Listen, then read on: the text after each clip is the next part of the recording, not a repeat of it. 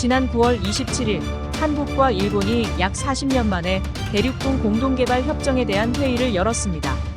이 협정에 따라 설정된 공동개발구역의 핵심 지역은 석유 자원이 매장된 가능성이 높은 7광구입니다.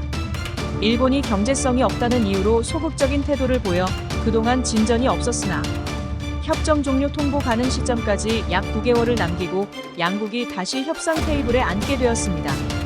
이번 회의에서는 협정 연장 또는 종료에 대한 논의는 이루어지지 않았으나 양국은 협정 이행에 대한 다양한 논의를 나누며 향후 지속적인 협의를 이어가기로 했습니다. 한국과 일본의 개발 관련 주요 이력은 1974년 양국이 대륙동 공동개발 협정을 체결하며 시작되었습니다. 7광구는 제주도 남쪽 해역으로 석유와 천연가스가 매장될 가능성이 큰 지역으로 평가받았습니다. 1978년 공동개발을 위한 탐사 시도가 있었지만 경제성이 확인되지 않아 진전이 더뎠습니다.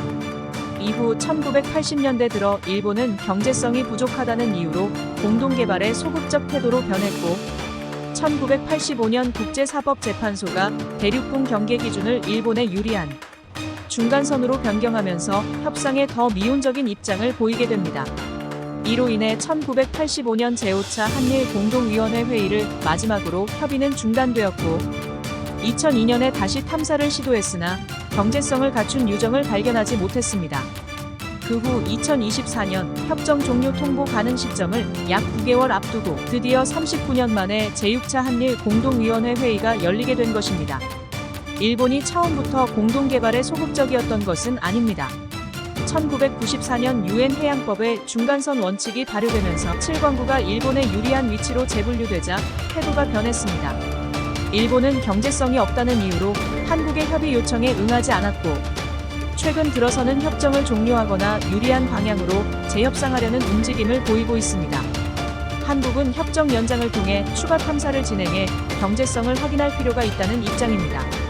일본이 협정을 일방적으로 종료하더라도 이 수역은 경계 미획정 수역으로 남아 국제법상 일본이 단독으로 개발할 수는 없습니다.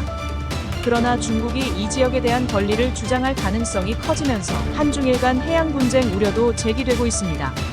특히 7광구와 인접한 곳에서 중국이 개발한 춘샤오 가스전은 이 지역의 자원 잠재력을 확인해주는 중요한 사례로 꼽힙니다.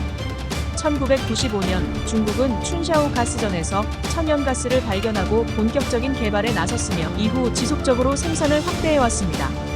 이는 7광구가 자원 매장지일 가능성을 뒷받침하는 중요한 사례로 한국과 일본이 추가 탐사를 통해 경제성을 확인하려는 이유 중 하나입니다.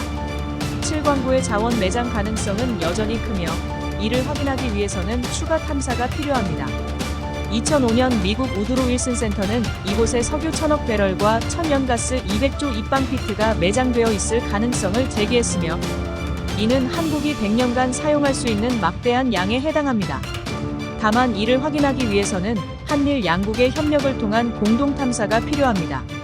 이 지역은 자원뿐만 아니라 국가 안보 측면에서도 중요한 위치에 있습니다. 동중국해에서 유전을 공격적으로 개발하고 있는 중국은 7광구에 대한 권리를 주장할 가능성이 있으며 이 지역은 중국의 1대1로 정책의 중요한 관문이기도 합니다. 한일 협정이 종료될 경우 중국의 영향력이 커질 가능성이 높아지며 이는 동아시아 지역 내의 지정학적 균형에 영향을 미칠 수 있습니다.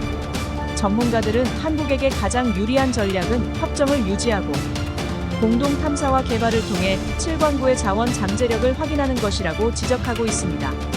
또한 한미일 협력을 통해 중국의 영향력 확장을 견제해야 한다는 목소리도 나옵니다.